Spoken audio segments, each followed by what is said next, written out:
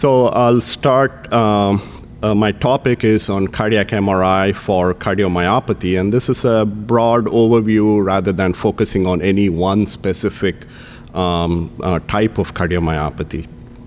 So my disclosure, I work for Medtronic and consult for one of their trials for which my colleague is the PI. So the current classification, so we'll start here, and this is something that we are all aware of. This is the universal definition, and this is how we commonly classify heart failure. So heart failure with preserved EF, improved EF, mildly reduced EF, and reduced EF.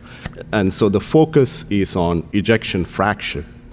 And I'll start by saying why this is not the right way to think about cardiomyopathy and patients with heart failure.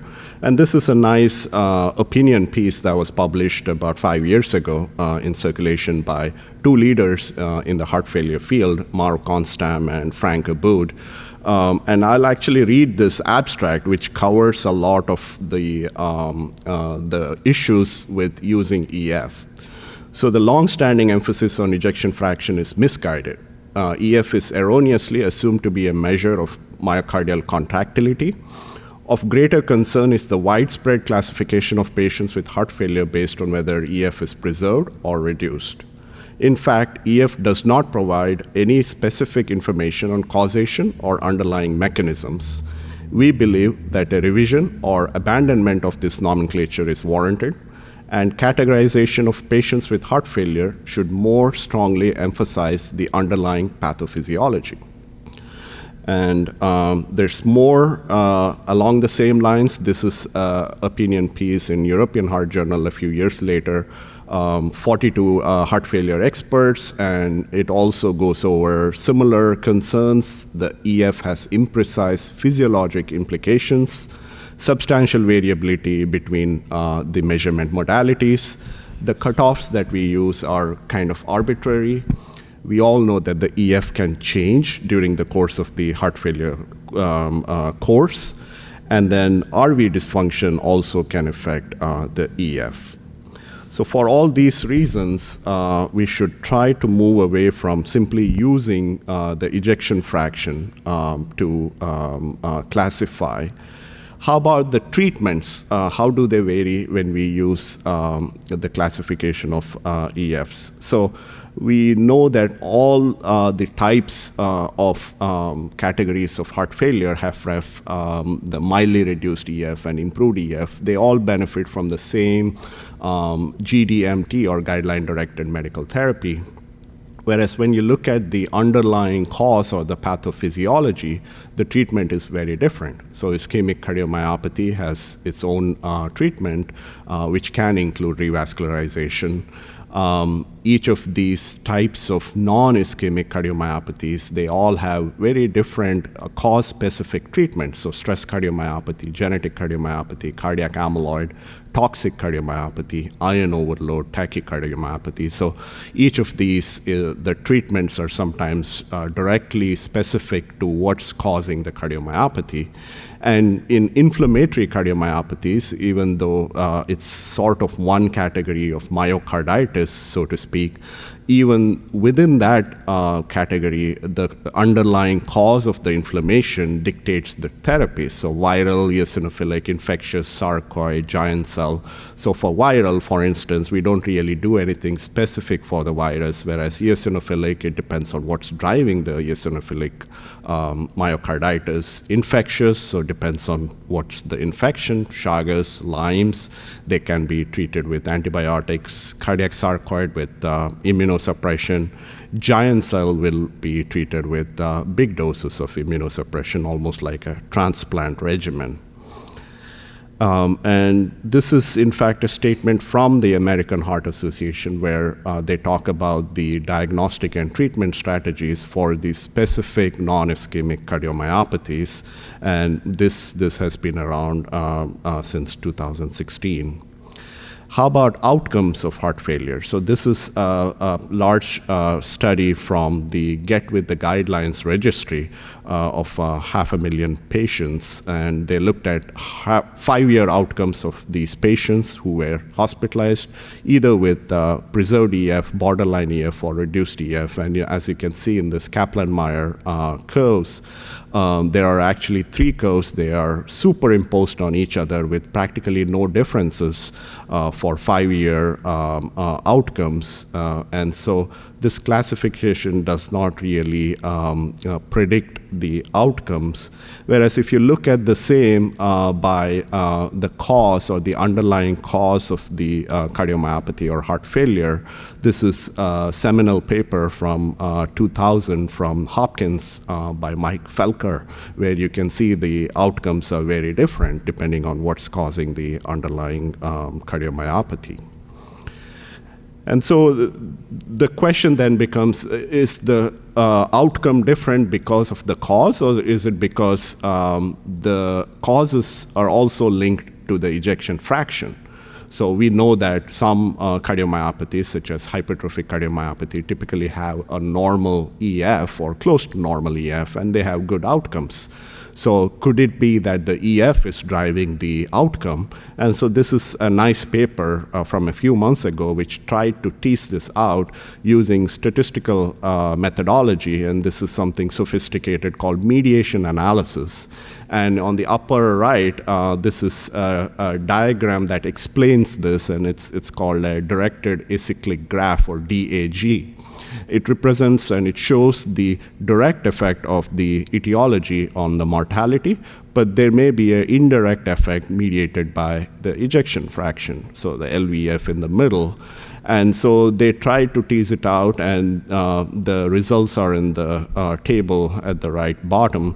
They found that the effect of the ejection fraction on the mortality is only explained from 2 to 17%, except for cardiac amyloidosis.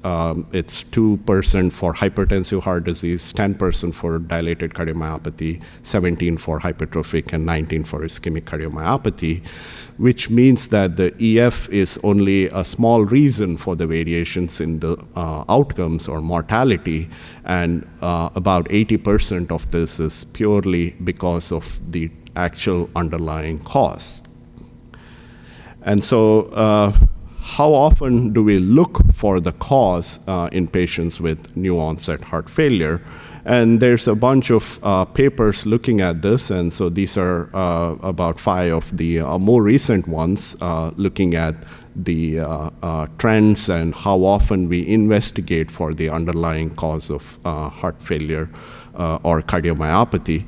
And these are all done in the inpatient setting, and some of these are large administrative databases, other are institutional data, and it's actually only 20 to 40% of the times that there are investigations to investigate why a patient has cardiomyopathy or heart failure, or in this case, heart failure. And so more than half of the time, we don't really, across the nation and across the world, we don't really look for the cause of the heart failure. And when we do look for the cause, how do we look and what tests do we do? And as you can imagine, I'm getting towards the role of cardiac MRI in this. But let's look at the data. How often do we look and how do we look? And so this is a large and the most contemporary paper on this topic published in 2022. This is from the Optum database based in the US. It covers all 50 states. It's information from Medicare and commercial insurances. And these are patients who were hospitalized between 2003 and 2020. And the most common ways where we look for the cause of the cardiomyopathy, angiography, that's the most common in red, stress ECG, nuclear, and then the 3 at the right with very small percentages are stress echo, MRI and coronary CTA. So MRI is 2.5%. And so MRI is used very infrequently in these patients. And this is among the 35% in this database that had any testing. So the next question is, does it matter? Why do we really need to look for the underlying cause? And I explained the outcomes and I explained the treatments.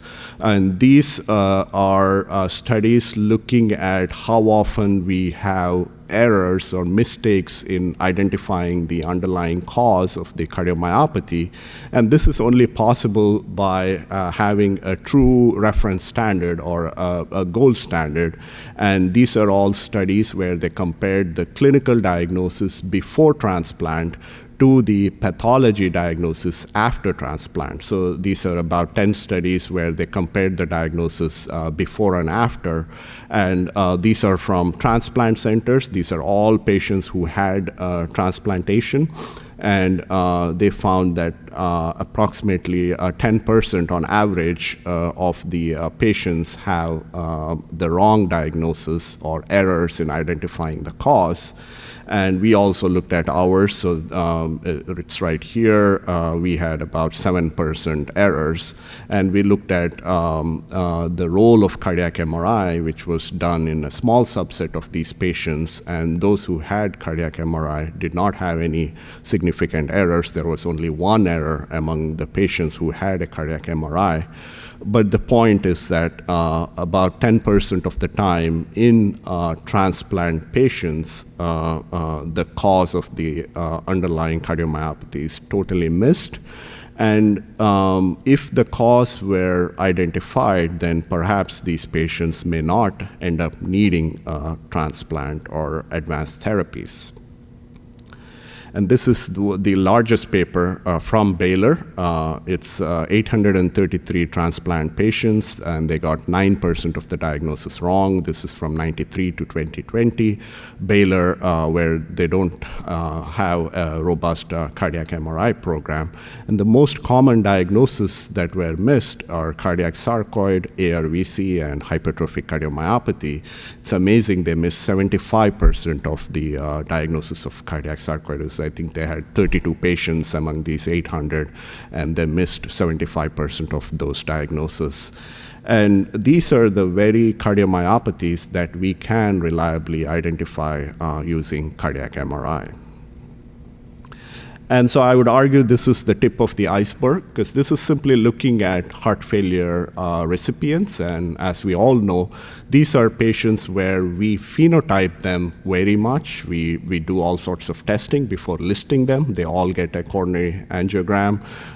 And so if in this well-phenotyped subpopulation of heart failure patients, we have about 10% errors.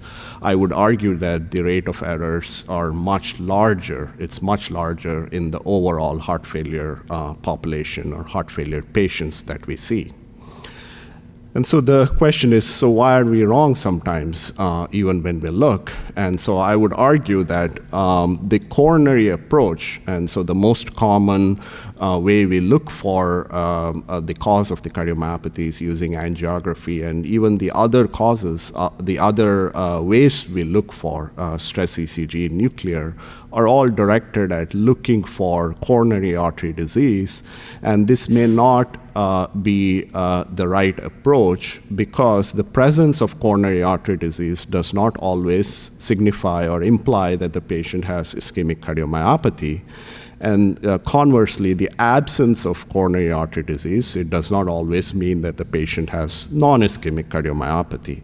And this is something that has been known for a while. And so this is a very nice paper from 2011 from the group in London, where they looked at this topic using cardiac MRI and coronary angiograms. And they showed that the patients can have dilated cardiomyopathy with bystander coronary artery disease. So the example on the top. And at the bottom are patients, it's a patient with ischemic heart failure or ischemic cardiomyopathy, but without any obstructive coronary artery disease. And so we looked at this in a large data set. So this is all patients with coronary artery disease who had a cardiac MRI for a clinical indication at our health system. So we looked at 3,000 patients. They all had documented obstructive coronary artery disease, and on cardiac MRI, 9.3% actually had a non-ischemic cardiomyopathy, and 7.7% had a dual cardiomyopathy, which means that they had both ischemic and a non-ischemic cardiomyopathy. And when we looked at the long-term outcomes, these patients who either had a non-ischemic or a dual cardiomyopathy, they had worse long-term cardiac mortality or heart failure compared to the patients who had only ischemic cardiomyopathy. So up to 17% of these patients, if we assume that they have ischemic cardiomyopathy based on their coronary artery disease, then we are wrong in up to 17% of these patients. And the converse, we haven't looked at this. We hope to look at it, but we know that in the acute setting, of all patients who undergo coronary angiograms for acute MIs, 6 to 8% of these patients don't really have obstructive coronary artery disease. So at least in this acute setting, 6 to 8% of these patients can have ischemic cardiomyopathy, but without coronary artery disease. The second reason is the coronary approach is not just flawed, but it's also incomplete because it doesn't really tell us what the patient has when we don't see coronary artery disease. So non-ischemic cardiomyopathy is not really a diagnosis. All it tells us is that the patient does not have ischemic cardiomyopathy. And so with the coronary approach, you may recognize ischemic cardiomyopathy, and you may be correct in 85% of the time. But when you have no coronary artery disease, you don't really know what the patient has and what the diagnosis is.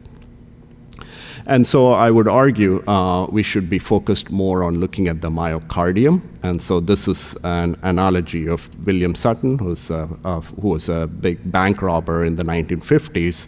And when he was caught and asked why he robbed banks, he said that because that's where the money is. And so I would argue to look for the cause of a myocardial problem in a cardiomyopathy, we should be looking at the myocardium and not the coronary arteries. And so cardiac MRI looks and shows us the myocardium, and it offers a virtual gross pathology view of the entire myocardium, the entire heart. And it turns out that many, if not most, cardiomyopathies have unique features, and that helps distinguish them. This is a cartoon that you may have seen before that illustrates some of the patterns, and this was published in 2005. So we have known this at least for 20 years, that we can really use this technology to identify the cause of the underlying cardiomyopathy. And here are some examples, and these are actually different patients between the pathology and the cardiac MRI. So these are not the same patients, but you can see how we can identify the cause. This is a patient with ischemic cardiomyopathy with inferior transmural scar. And so you can see on the top, on the gross pathology images, there is a transmural scar that appears bright. And in the bottom, on the cardiac MRI images of an entirely different patient who also happens to have inferior MI, you can see pretty much the same information. And this is a classic example of a ischemic cardiomyopathy. This is hypertrophic cardiomyopathy, again, different patients, but the gross pathology shows the scar in the septum, mainly in the upper septum, mid-myocardial or mid-wall scar, and you can see the same on this LGE images at the bottom. And sometimes it's even easier to see on the cardiac MRI because this LGE technique shows us the scar, and it's practically black and white, and the bright part is the scar, and the black part is the healthy myocardium. This is cardiac amyloidosis, and so you can see on gross pathology, the heart is thickened and it appears sort of pale because of the infiltration of the amyloid protein. And at the bottom are the LGE images, and these are pathognomonic, and this is cardiac amyloidosis, and it can be nothing else. This is very, very classic for this diagnosis. This is dilated cardiomyopathy, typically of a genetic origin, and you can see the basal septal mid-wall scar, and you can see that faint scar on the gross pathology image above, and on the bottom is a patient from our institution where we can see the same scar, both on the short axis, on the long axis images. This is our contribution to one of these cardiomyopathies. So we wanted to look at the pattern of cardiac damage, or LGE, in patients with cancer therapy-related cardiotoxicity. So we looked at 300 patients who were treated with anthracyclines or trastuzumab or Herceptin. And we found that about 10% had LGE, but we found that the LGE patterns were in different patterns, different locations. And when we looked at the clinical history, it was explained by other cardiomyopathies, and most often ischemic cardiomyopathy. These patients had CAD. And so our conclusion was that toxic cardiomyopathy from cancer treatment typically has no LGE, and so we can use that to help distinguish it from other cardiomyopathies. So if you're seeing a patient with anthracycline treatment and suspected cardiotoxicity, if they have LGE, then it's from something else rather than from the anthracyclines. And this is an example, again, not the same patient, but on the gross pathology images, we don't see any gross scar. There's no replacement fibrosis.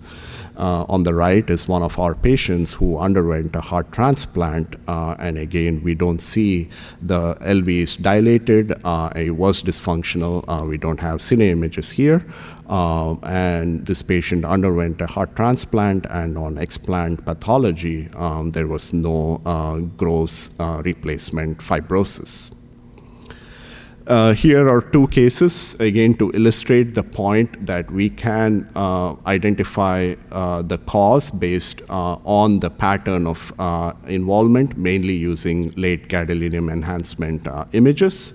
And so the first one is a 54-year-old man with a family history of sudden cardiac death in his father, who presented with sustained VT and left ventricular ejection fraction of 30%. So based on this, you're thinking about genetic cardiomyopathy, inherited cardiomyopathy. The second patient is a 51-year-old man with a biopsy-proven pulmonary sarcoidosis who also presented with sustained VT and had an ejection fraction of 20%. And so here, this is almost like a USMLE STEM question. So this would be cardiac sarcoidosis unless proven otherwise. And so when we did cardiac MRIs, so these are the images. The first image is a cine image, a 4-chamber view, and I have put one of the short axis late gadolinium enhancement image for each of these patients to illustrate the findings, and I'll explain the findings. So in the first patient, what we see is proportionate LV dysfunction. What do I mean by that? So the EF is around 30%, and the patient has quite a bit of LGE. You can see LGE involving mainly the septum, a little bit of the lateral wall. And so the LGE is septal predominant. And then there is LGE involving the RV aspect of the septum. So it's on the RV side of the septum here.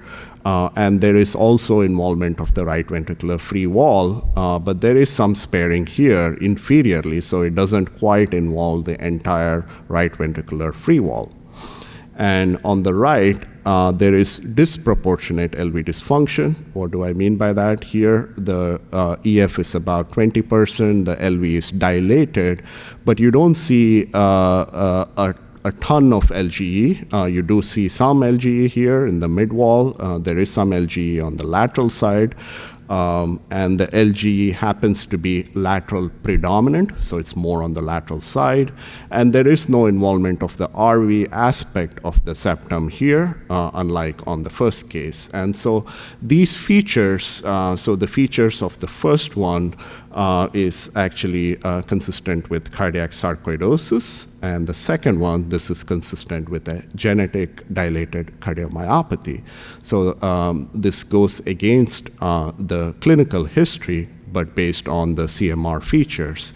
And in both these cases, we were able to confirm our suspicions. So the first patient ended up needing a heart transplant within a year. And on explant pathology, he was found to have cardiac sarcoidosis and non-caseating granulomas in the myocardium. On the right, we recommended cardiac genetic testing, and on genetic testing, the patient had a pathogenic filament C variant, and on family screening, multiple of his family members were also found to have filament C variant, and it turns out one of his relatives had a heart transplant for non-ischemic cardiomyopathy a few years ago. And these are some of the differences, and I won't go into this in great detail, but this is how we can distinguish between the different cardiomyopathies, and maybe I'll go through the broad categories or things of what we look for. So we are looking at the proportionality of the LV dysfunction, the presence or absence of fat, the presence or absence of edema, microvascular obstruction, the pattern of LGE in terms of how many lesions, if they are discrete or contiguous, the uniformity of the LGE, the location within the LV, is it basal, is it mid, is it apical, between the septums, is it more on the septal side, is it more on the lateral side, the location within the segments, is it subepicardial, transmural, mid-myocardial, does it involve the RV side of the septum? Does it involve the RV free wall? And so these are some of the things that we look at to identify and to distinguish between these cardiomyopathies. And some of these are often confused and they are sort of overlapping. But when you look at cases of definite cardiomyopathies, such as definite cardiac sarcoidosis, so either proven by endomyocardial biopsy or using explant pathology, and then when you look at cases of genetic cardiomyopathy where it is proven beyond a doubt by a pathogenic variant, then you will be able to notice these differences. And so we did one such study to learn the patterns of involvement in cardiac sarcoidosis. And this was motivated because we get a lot of referrals for suspected cardiac sarcoidosis. We are a referral center, and Minnesota happens to have the largest population of Scandinavian Americans. And so the two populations with the largest sarcoidosis prevalence happen to be African Americans and Scandinavian Americans. And so we see a lot of sarcoidosis, and we would get a lot of referrals for all sorts of cardiac involvement, which the physicians couldn't really explain. And so we wanted to really understand what cardiac sarcoidosis looks like, and the way to do that would be to look at patients with biopsy-proven cardiac sarcoidosis, but we don't typically do a lot of endomyocardial biopsies in these patients because it's a patchy disease, the yield is low. And so we decided to look at the literature and examine patients who have a definite diagnosis. And we found about 50 cases where they all had gross pathology images. These are all case reports and case series. And these were patients who either died suddenly and had an autopsy, or they had a heart transplant and the heart was examined, the explanted heart was examined. And we identified features similar to what I explained earlier, features that were seen commonly, and so that's this table. So subepicardial involvement, multifocal involvement, septal involvement, RV free wall involvement. These were seen in more than 90% of the specimens. And then we saw many features which were rare. And so these are some of the things that we are taught, and there's literature that it could possibly happen in cardiac sarcoidosis, but we saw that these were very rare or virtually never seen, so 0 or 1% of the cases, things like isolated subendocardial involvement or isolated mid-myocardial involvement. And there were no cases where there had no cardiac damage or cardiac scar. And so we identified sort of a pattern of involvement that was specific for cardiac sarcoidosis from these pathology images. And then we sort of validated this using our cohort of patients who had cardiac MRI for suspected cardiac sarcoidosis. So these were patients who have sarcoidosis outside the heart, proven sarcoidosis, and the question was whether they had cardiac involvement or not. And so we have now a database of about 650 patients. In this paper, we used 500 of those patients. And when we classified using the same patterns that we learned from the pathology images, the patients who happen to have those features that we saw on the pathology images, so we call them pathology frequent features or pathology frequent LGE, and so that's this subgroup here. And that was the only subgroup which behaved, so to speak, like cardiac sarcoidosis, and so they really had a very high arrhythmic event rate as opposed to the other groups. And so this group includes patients who have normal LVEF and no LGE, but also patients who may have abnormal LVEF but no LGE. So about 10% of these patients had an abnormal EF, but they didn't have any LGE, and they had really good arrhythmic outcomes. They did have heart failure outcomes, obviously, because they have low EF, but they didn't behave quite like cardiac sarcoid patients where they have a high burden of arrhythmias. And similarly, those patients who have isolated subendocardial or mid-wall single lesion, these did not really behave like cardiac sarcoidosis. And we also adjusted for the extent of LGE, so the burden of LGE. So this is not simply because this group happens to have more extent of LGE, but this is actually the pattern of LGE. And so these features identify the patients who are more likely to have cardiac sarcoidosis and behave like cardiac sarcoidosis, whereas the other patients, even when they have LV dysfunction or when they have LGE, they don't really have cardiac sarcoidosis. They may have other things. So this could be an isolated small embolic MI, even if they don't have CAD. And we have also found in this cohort patients with extracardiac biopsy-proven sarcoid who happen to have other cardiomyopathies on cardiac MRI. We have found patients with ischemic cardiomyopathy, hypertrophic cardiomyopathy, a patient with cardiac amyloid in the heart, a bunch of genetic cardiomyopathies, and many other things, even though the extracardiac pathology happens to be sarcoidosis.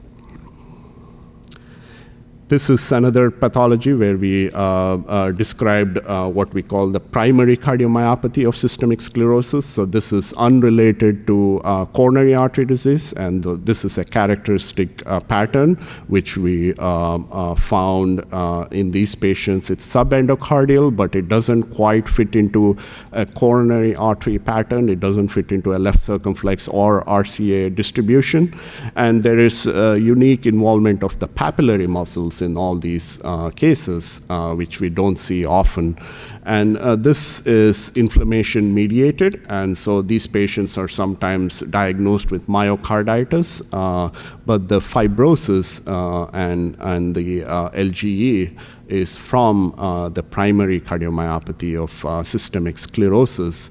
And this is something that is also seen in patients with systemic lupus erythematosus. So this is a pattern unique to these patients with connective tissue diseases.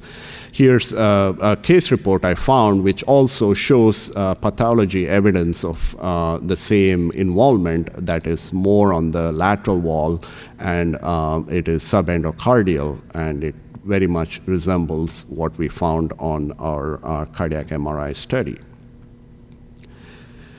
And so how often can we really find the cause using CMR? So I would argue that we can most of the time, but obviously there are a few caveats. So it requires good quality images. So as you can see, LGE, the pattern and the distribution, you need good quality to be able to identify that. Clinical correlation, so we sometimes joke about this, but it is very important. All these have to be interpreted in the context of the patient's clinical information, non-CMR, other testing that has been done, and that often gives us and points us towards what's the cause of the LGE and the dysfunction that we see. And in many of these cases, we need to do the directed workup based on what we see. We may not be able to pinpoint the exact cause of the inflammatory cardiomyopathy or the genetic cardiomyopathy. So in this case, if we suspect an inflammatory cardiomyopathy, they may need an endomyocardial biopsy to identify the subtype of the myocarditis. If we suspect a genetic cardiomyopathy, they may need genetic testing. And so if you do all this, then you can identify the cause in most of these patients. We have some data, so this is from our circulation paper. So among 512 patients with non-ischemic or dual cardiomyopathy, we were able to find the cause in 80% of the patients, so about 109, so 21% we were unable to determine the cause. This is a retrospective study, but we went through all the clinical information and we tried to put together and identify a cause, but we couldn't do that in about 1/5 of these patients. But remember, this is the subset of patients in a study of 3,000 patients, and most of the ischemic cardiomyopathies we were able to identify. So this would be 100 patients in 3,000 patients with CAD, where we couldn't really identify the underlying cause of the cardiomyopathy. So that would be about 4% or less than 5% of cases.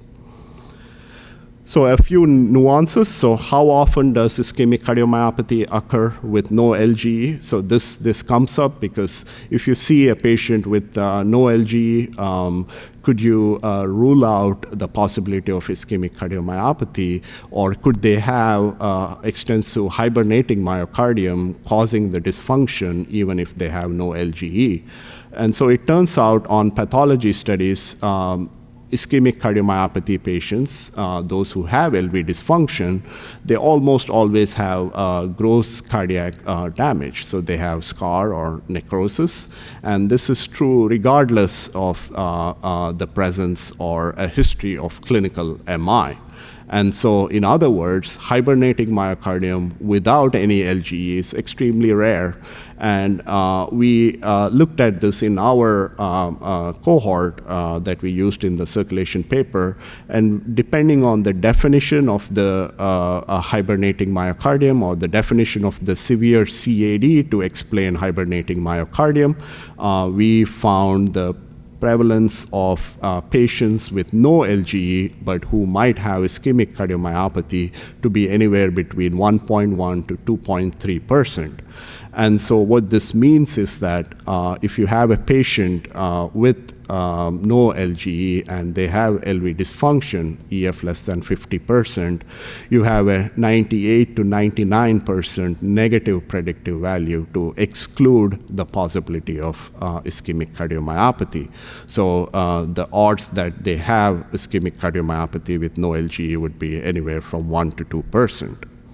And so related to this is the question, do we need to do a stress CMR to identify the cause of the cardiomyopathy? So do we need stress perfusion, or could we do this? Because everything I presented has to do with LGE and cine imaging. So could we just identify the cause without doing a stress perfusion?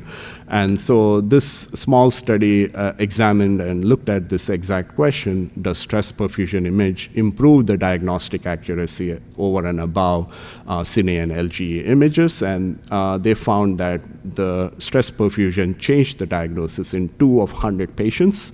And so this is along the same lines of what I presented earlier. About 1 to 2% of patients, it can make a difference.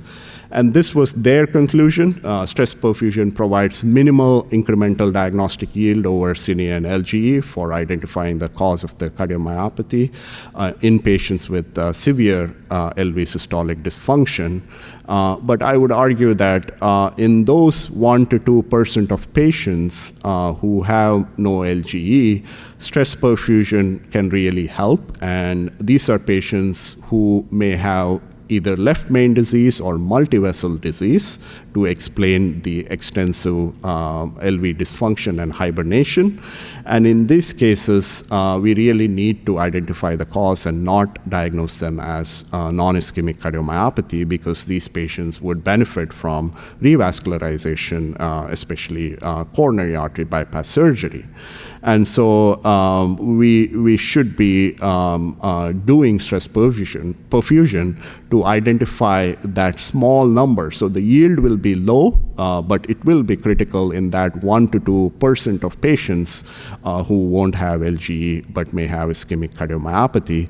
And adding the stress perfusion part to a regular cardiac MRI adds only about 5 to 10 minutes, maybe some additional cost, but it would be worth it. And also, you can use the clinical suspicion. So if it's someone young or someone without many cardiac risk factors, you could decide that they don't really need stress perfusion. Or if you have, say, a chest CT showing no coronary artery calcium, then the likelihood of left main or multivessel CAD would be extremely low. And so you don't really need stress perfusion in those cases. Now remember, these patients could still have ischemic cardiomyopathy. We are just excluding the possibility of CAD. And so we do need the CMR to identify whether they have a small chance of ischemic cardiomyopathy. And the greater benefit would be to know the type of the non-ischemic cardiomyopathy that they have. A few nuances. So this is more for the cardiac MRI physicians. So the interpretation should be holistic. And what do I mean by that? So if you only look at one of the LGE images, you may be misled. So in this case, this appears to be non-ischemic, so it's on the outer side or subepicardial or on the RV subendocardium. And so if you look at this image in isolation, you would be thinking about a non-ischemic cardiomyopathy. But when you look at all the images, this is a very, very typical ischemic cardiomyopathy with a large left anterior descending LAD MI. And so the interpretation should be looking at the entire heart, and the basal most portion may not be subendocardial. Similarly, mid-wall LGE, so we are used to thinking about mid-wall scar as non-ischemic pattern, but it can also happen from long-standing, badly remodeled hearts. So this is a case where there is some septal mid-wall scar, maybe some lateral mid-wall scar, but when you look at the whole, all the images, this patient has a large, again, left anterior descending MI. So this is ischemic cardiomyopathy and only ischemic cardiomyopathy. The mid-wall scar is part of the ischemic cardiomyopathy and not a distinct non-ischemic cardiomyopathy. And there have been some studies, and the most recent study is from the UK, published earlier this year, where they took some of these patients and did genetic testing to try and sort this out, and they did not find that these patients had any genetic causes for the mid-wall scar, and their conclusion was this is all because of the LV remodeling related to the ischemic cardiomyopathy. Insertion site LGE. So this used to be a puzzle until the past several years, where we have more and more information that this is non-specific. And you can see that in this, in these three images, and it can be seen in any cardiomyopathy, ischemic or non-ischemic, and it is seen more often in cases where there is right ventricular pathology or right ventricular involvement, but it is very non-specific and does not point towards the underlying cause.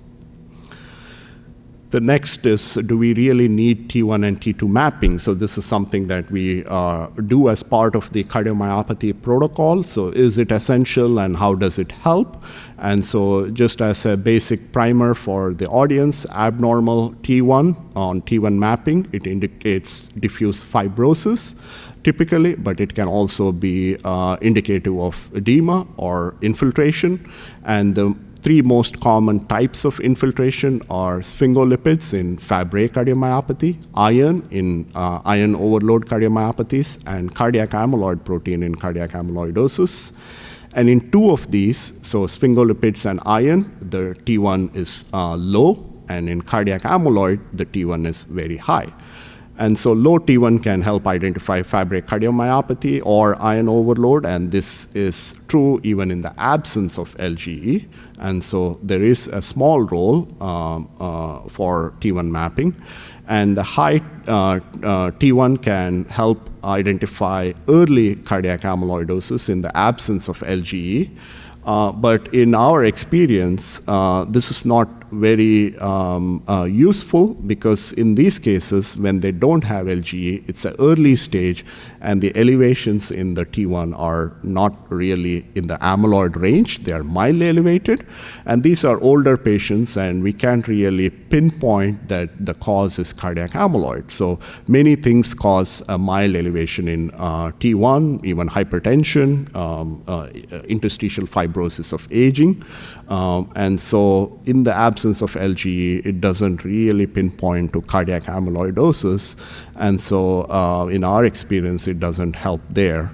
High T2 indicates edema, but again, it is non-specific. And so many cardiomyopathies and myocarditis have edema. Even acute MI, subacute MI can have edema. And so even when we see high T2, we can't really understand the underlying cause. So overall, I would say that T1, T2 has a low incremental value over and above LGE and cine images, but we do that as a part of our cardiomyopathy protocol routinely.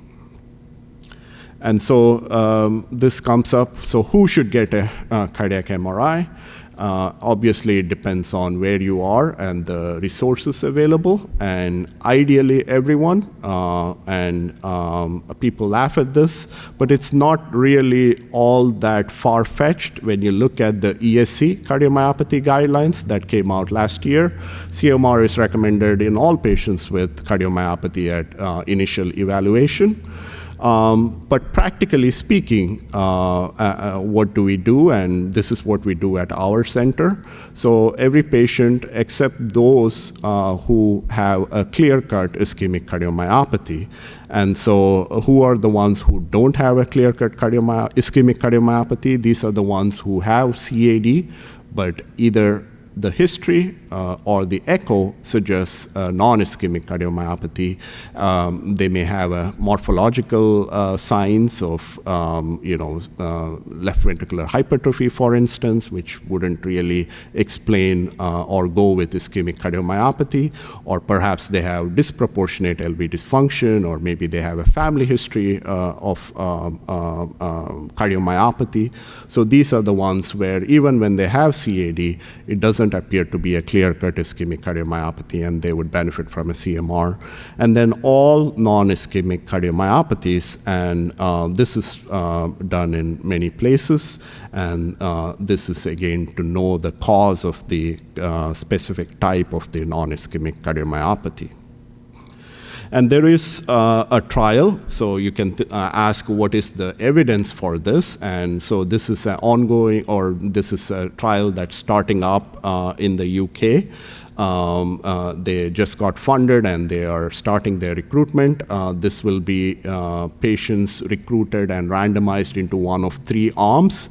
One would be coronary CT angiogram, so 1,000 patients. One would be stress CMR, 1,000 patients, and one would be invasive coronary angiogram, which is the standard of care. So that would be the standard of care arm.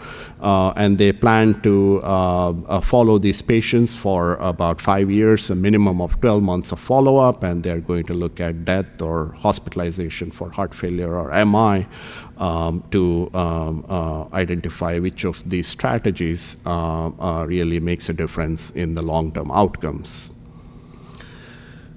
And I've spoken so far about LV dysfunction, but cardiomyopathy doesn't really, is not really limited to LV dysfunction. There are many other forms of cardiomyopathy. So cardiomyopathy is broadly heart muscle disease. And so in the acute setting, MINOCA, MI with non-obstructive coronary artery disease, only about 25% of these truly have an MI when you look at them with the CMR. About a quarter of them have stress cardiomyopathy, a quarter of them have other non-ischemic cardiomyopathies, and a quarter of them have normal cardiac MRIs. And so these are all patients where cardiac MRI would be beneficial. Young or middle-aged patients who present with heart block, and I'll talk more about that. Young patients with atrial fibrillation, so there's a lot of emerging data that these patients may have underlying genetic cardiomyopathy, and doing a CMR may show some early scar or early LV dilation, pointing towards why they have atrial fibrillation. Patients with VT or VF who don't have previously established substrate, so people without known large MIs, they would benefit from a CMR. And for the EP folks in the audience, so we talk about absence of structural heart disease, and often traditionally it is done based on normal EF on an echocardiogram, but I would argue that that doesn't really exclude the possibility of structural heart disease, because a lot of these patients can have scar with the normal EF, and so all you can tell from an echo is the absence of functional heart disease. And so when you talk about no structural heart disease, this should be based on cardiac MRI. And so the topic of young or middle-aged patients with AV block, I picked this just to illustrate the same issues as I presented with cardiomyopathy and LV dysfunction. So this is the data. There's a study of 1,000 Danish patients who were aged less than 50 years who received their first permanent pacemaker between 1996 and 2015, and the cause was only known in about half of the patients. There is a similar study in the US where they looked at, this is based on the national inpatient sample, 2,900 patients aged less than 60 years with complete heart block between 2016 and 2019, and the cause was known in only a third of these patients. And the Danish folks did a second paper looking at the long-term outcomes, and those where the cause of the AV block was not known, they had a 3.8 times higher risk of death, heart failure, hospitalization, VT, or VF. So the outcome was much, much worse. And interesting tidbit, in the US paper, they looked at what testing was done, and CMR was used in 0.2% of patients, so virtually no one. And why is this important? And so this is an editorial we wrote on this topic, and this is a figure where we show 4 cases from our institution, all presented with heart block and had a cardiac MRI, but the diagnoses were very different. And why does it matter? So the first one is cardiac sarcoidosis, and if you look at the bottom 2 rows, the medical treatment and the device treatment are very different. So cardiac sarcoidosis needs immunosuppression and guideline-mandated medical therapy. LMNA cardiomyopathy is a form of a genetic cardiomyopathy, which can often present with AV block. They need guideline-mandated medical therapy. They may need family screening, cascade testing. The third one is ischemic cardiomyopathy. They can present with heart block, and they may need revascularization if not already done, and medical therapy for heart failure and secondary prevention of CAD. And the fourth is Lyme myocarditis, and in this case, the treatment is antibiotics. When you look at the device treatment, the first 2, cardiac sarcoidosis and LMNA cardiomyopathy, these are the 2 instances where they need an ICD even when they present with heart block. So they should not be getting only a pacemaker, because these patients are at high risk for dying suddenly and for having ventricular tachycardia. And so as per the guidelines, when they present with heart block, they should be getting an ICD. And then ischemic cardiomyopathy, obviously a permanent pacemaker. In rare cases, you may not need it, but in most cases, the heart block does not resolve, and they end up needing a permanent pacemaker. In Lyme carditis, they don't really need a device. In most cases, virtually all the cases, with antibiotics and time, their conduction resolves, and they may need a temporary wire, but they will not need a permanent pacemaker.